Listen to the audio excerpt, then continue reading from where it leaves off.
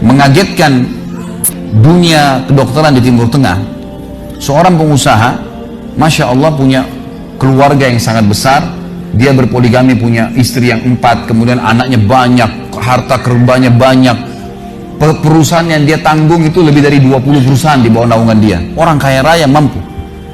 Subhanallah, satu waktu di umur 63 tahun dia datang periksa ke dokter. Dia rasa nggak enak, sesak nafas. Waktu difoto di ronsen, tiba-tiba dokter yang foto itu kaget. Waktu dia selesai di ronsen, dia katakan, mana tadi pasien yang di ronsen? Mana pasien tadi? Pasien ini masih duduk di depan. Pastikan pasien ini cari di ruang kematian. Nggak mungkin, secara ronsen sudah tidak bisa. Jantungnya tidak berdetak. Orangnya tidak berdetak jantungnya. Subhanallah, pada saat dicek ternyata tidak berdetak betul.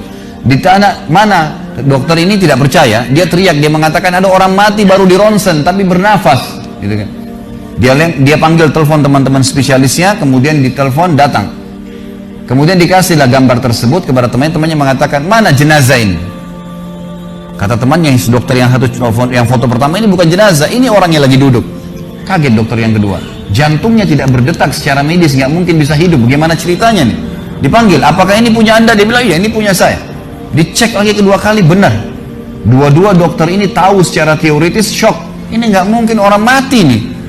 Nggak ada ceritanya nih. Dipakai alat USG pun jantungnya tidak berdetak. Kok bisa hidup nih? Bisa ngobrol.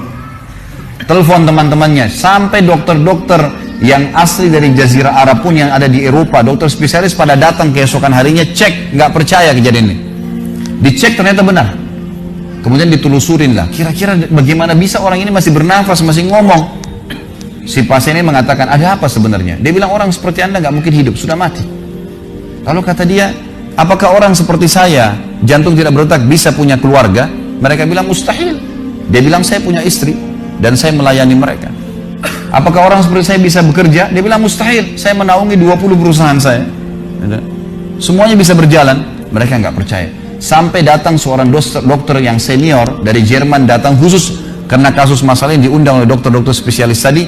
Dicek, ditemukan ternyata teman-teman sekalian, di bagian bawah jantungnya ada urat-urat saraf seperti terbuat, ya, seperti dibuat secara alami yang mengalirkan darah-darah tertentu sehingga ada pompa nafas di situ. Tidak ada di manusia lain, cuma di orang ini saja.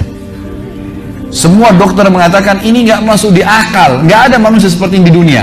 Jantungnya sudah tidak bergerak, tapi masih bisa hidup karena dari rongga-rongga urat saraf yang keluar itu bisa masuk udara, oksigen dan terpompa, akhirnya hidup dan hidupnya normal, gitu kan? Subhanallah, ini sesuatu keajaiban. Lalu kemudian ditanggapi oleh seorang syekh yang memang teman dekatnya orang ini, mengatakan, yang saya tahu, ini sebenarnya disampaikan dalam khutbah Jumat. Lalu dia mengatakan, yang saya tahu, orang ini tidak pernah ketinggalan puasa Senin Kamis, tidak pernah ketinggalan puasa Ayyamul Bid. Semua puasa sunnah dan wajib dijalankan, dan tidak pernah buka puasa sendiri, pasti buka puasain orang lain. Tidak ada kegiatan sosial, buat gali sumur, bangun masjid, bagi kitab Al-Quran, tidak pernah kecuali dia ada di situ. Walaupun andilnya tidak besar, tapi selalu ada. Orang tuanya selalu dibaktiin, selalu bersedekah, selalu kalau datang kepada saya diskusi tentang masalahnya orang. Ini ada tetangga saya punya masalah begini, bagaimana jalan keluarnya secara syariat, dan seterusnya. Hidupnya sibuk dengan ibadah kepada Allah Subhanahu Wa Taala. Allah ciptakan urat saraf khusus sehingga bisa terpompa, ya, udara masuk ke jantungnya. Tidak ada operasi. Ini yang dikatakan yaj'al min amri yusra, mudah, aneh, dokter nggak masuk di akalnya.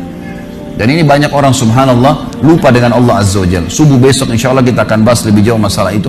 Mereka tidak tahu kalau kekuatan Allah SWT. Sakit, dokter, dok, bagaimana saya bisa sembuh? Subhanallah. Sebelum pergi, akhi, ukhti, bilang, ya Allah, jadikan dokter ini penyebab saya sembuh. Sembuh insya Allah. Tapi kita tidak bergantung pada manusia. Kata Nabi SAW dalam hadis qudsi riwayat Bukhari, kata Allah Azza wa Jalla, hai anak Adam, kalau kau menggantungkan nasibmu pada aku akan memenuhi semua kebutuhanmu. Tapi kalau kau menggantungkan nasibmu pada selain aku, maka aku akan biarkan kau dengan ketergantunganmu. Ya udah, terserah kamu, tidak akan bisa ditolong, gitu kan? Tapi kalau Allah Azza wa Jalla turun tangan, sudah berbeda ceritanya, teman-teman sekalian. أمي كم أهواها أشتاق لمرآها وأحن لألقاها وأقبل يمناها.